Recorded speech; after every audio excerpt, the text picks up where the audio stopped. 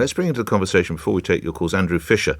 Now, Andrew served as a senior policy advisor for Jeremy Corbyn. He wrote manifestos for the Labour Party in 2017 and 19.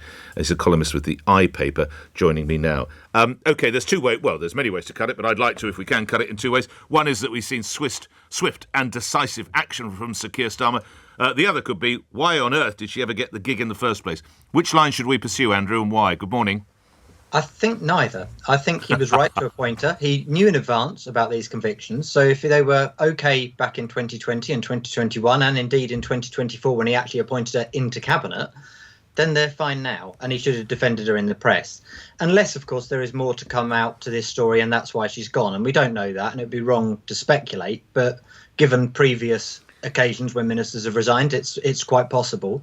The other alternative, though, is that this is a bit of a panicked response to the media finding up some dirt from 10 years ago on a fairly trivial matter that most people will think, look, she was the victim of a crime. She was mugged when she was in her mid-20s, however old she was.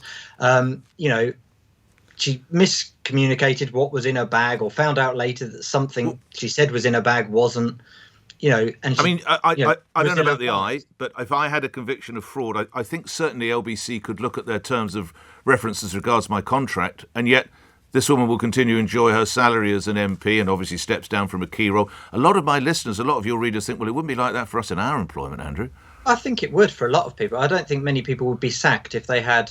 for a fraud conviction? Yes. I mean, she served no jail time. She was given a discharge. I mean, it's a pretty low-level offence. Look, we believe in justice in this country, which means if you do the crime, you do the time, you accept whatever punishment you get, and you get on. So I think it's completely right that she made a mistake. She's held her hands up and said so. Perhaps it would be better if this had all been in the public domain in advance. You can argue that.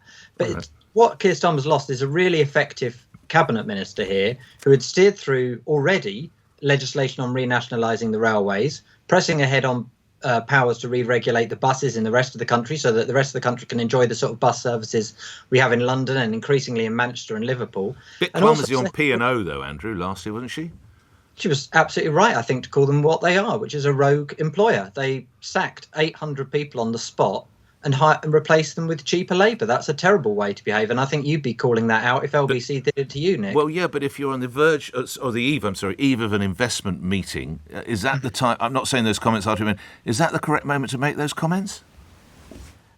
Look, she was asked about it and asked about an historic event and what P&O had done, and she gave a correct response, which is what they did back in 2022, I believe, was entirely wrong. And I think the entire world that watched that select committee interview with their boss, I think, can see exactly the type of employer they are. So she was right to say it. And I think people, respect that kind of honesty and plain speaking in politics. Well, let's find out. Andrew, grateful as ever for your time. Andrew Fisher, check him out in the I paper. He served as senior policy advisor for Jeremy Corbyn and wrote the Labour manifestos of 2017 and 2019. Andrew Sturton says, a Secretary of State resigns immediately, did not hang on until the press almost lynched her. She went quickly. It's called honour and integrity. That's a thought when you're speaking with your Conservative buddies. Similar view from Christian. She didn't cling on, claiming she'd not be resigning. A mistake and minor conviction when young should not condemn her career forever. She's refreshingly outspoken, perhaps inconveniently so for some. Michael in Kent, Labour constantly attacking the Conservatives when in power. Now they're in power, they're getting their pay back, and it will get worse. We need to unleash the Rottweilers on them. I am enjoying Labour coming under attack. What goes around comes around. Matt, what's your last name? Culling says, with regards to this, if she committed this offence over 12 years ago, does this mean she should never have been a minister? Do we have to label and push down everyone with a criminal conviction not to do certain jobs?